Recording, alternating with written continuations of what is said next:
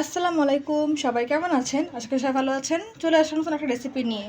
আজকে বানাবো দেশি মুরগির আলু দিয়ে ঝোল। তো এখানে দেশি মুরগি নিয়েছি, সে সাথে নিয়েছি আলু। এখানে আমি দুটোর মাঝারি সাইজের আলুকে কিউব সাইজ করে কেটে নিয়েছি, এই যে সাইজটা দেখিয়ে দিচ্ছি। সেই সাথে লাগবে বাটা মশলা। বাটা মশলা নিয়েছি এখানে রসুন বাটা হাফ টেবিল চামচ, আদা বাটা 1 টেবিল চামচ, পেঁয়াজ বাটা 1 চা চামচ। এখানে গুঁড়া মশলা নিয়েছি আমি কিছু। এখানে শুকনো মরিচের গুঁড়া নিয়েছি 1.5 চা চামচ, হলুদের গুঁড়া নিয়েছি 1/4 চা চামচ, লবণ স্বাদ মতো, দারুচিনি 3 টুকরা, এলাচ 3 টুকরা। ঝালের পরিমাণটা যে যেরকম ঝাল খান সে আন্দাজ করে কমিয়ে বা বাড়িয়ে নিতে পারেন। সেটা দেখে নিয়েছি পেঁয়াজ কুচি। এখানে আমি হাফ কাপ পেঁয়াজ কুচি নিয়েছি এবং রান্নার জন্য তেল তো লাগবেই। তো চলুন দেরি না করে চলে যাওয়া যাক রান্নার প্রিপারেশনে। প্রথমে চুলাটা পাত্র বসিয়ে নিয়েছি, এখন দিয়েছি তেল।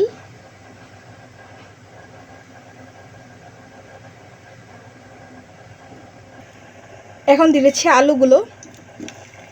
আমি আলুগুলোকে প্রথমে একটু ভেজে নিব।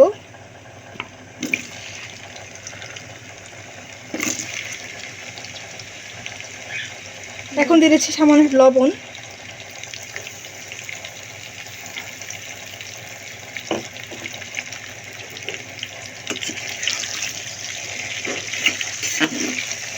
আমি সামান্য লবণ দিয়ে আলুগুলোকে ভেজে নিচ্ছি।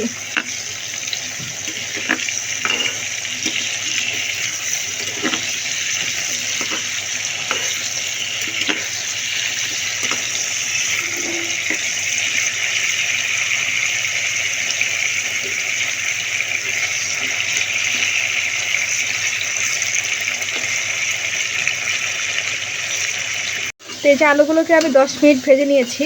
এই পর্যায়ে আলুগুলোকে আমি তুলে রাখছি।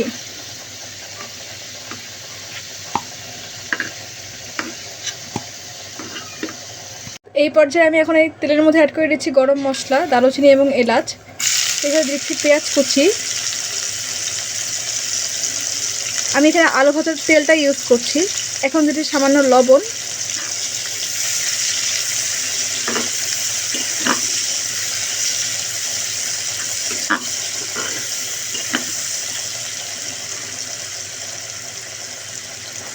আমি পেঁয়াজটাকে হালকা একটু ভেজে নেব।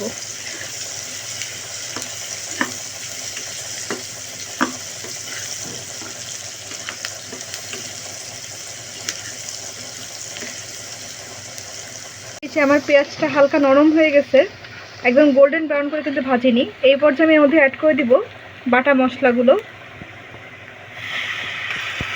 আদা বাটা, রসুন বাটা এবং পেঁয়াজ বাটা দিয়ে দিলাম।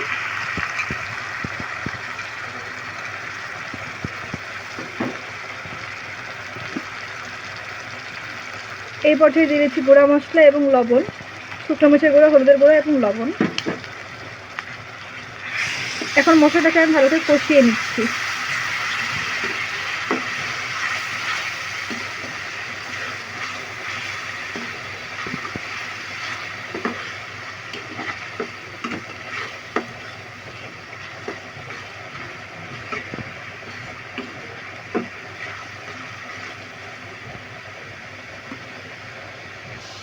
এই পর্যায়ে আমি সামান্য একটু পানি অ্যাড করে দিচ্ছি যাতে মশলাটা পুড়ে না যায়।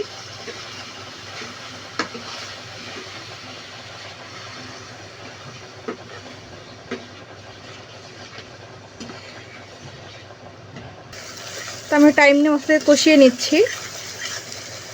তো দেখতেই পাচ্ছেন মশলা থেকে তেল ভেসে উঠেছে। আমি এই পর্যায়ের মধ্যে অ্যাড করে দিচ্ছি আমাদের চিকেনটা।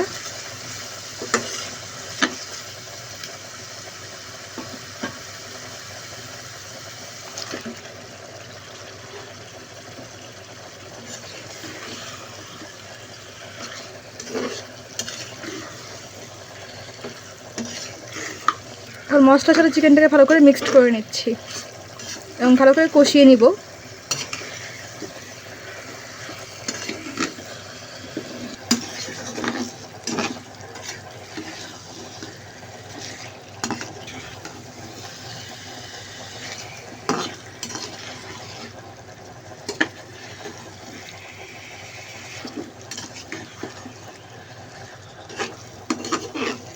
মাংসটাকে ভালোভাবে কষিয়ে নিচ্ছি।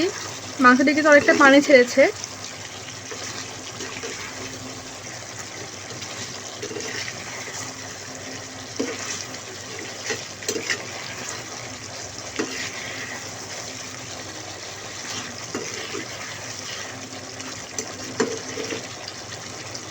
এই পর্যায়ে আমি এর মধ্যে অ্যাড করে দিচ্ছি আলুগুলো, যেগুলো আগে থেকে ভেজে রেখেছিলাম।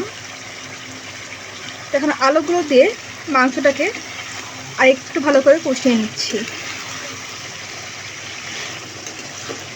এতে করে আলুর মধ্যে মশলার ফ্লেভারগুলো ভালো করে ঢুকে যাবে এবং আলুটাকে প্রপারলি কুক হতেও সাহায্য করবে।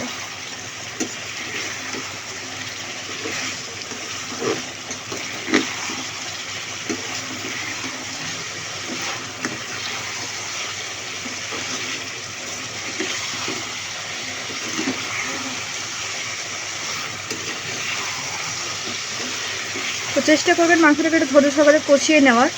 মাংস কষানোর পরে কিন্তু স্বাদটা ডিপেন্ড করে।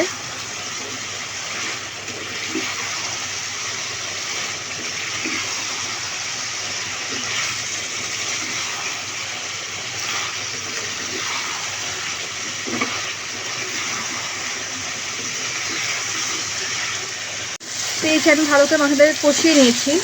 মশলাগুলো মাংস এবং আলুর গায়ে লেগে আসছে এবং তেলটা ভেসে উঠেছে। তো এই পর্যায়ে আমি এর মধ্যে অ্যাড করে দিব পানি পরিমাণ মতো।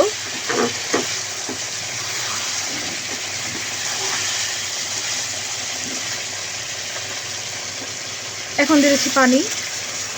আমি নর্মাল টেম্পারেচারে পানি ইউজ করছি।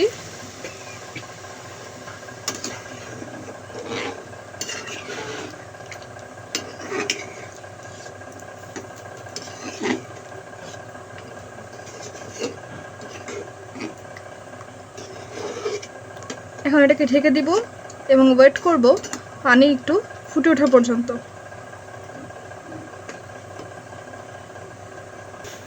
এখন এটাকে আমি ঢেকে দিব এবং ওয়েট করব মাংসটা সিদ্ধ হয়ে যাওয়া পর্যন্ত। করতে আসছি।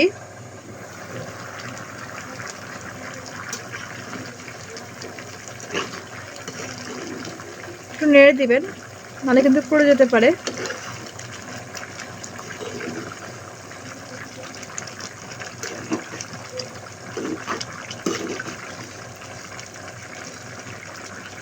এখন এটাকে আবার ঢেকে দিচ্ছি। আমি 10 মিনিট পর আবার চেক করতে আসছি।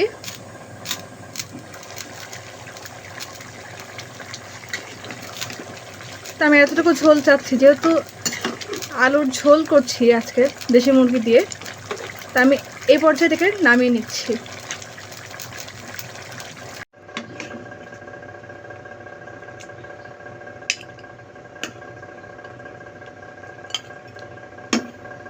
তো এই যে আমি মাংসটাকে পরিবেশন করে নিয়েছি।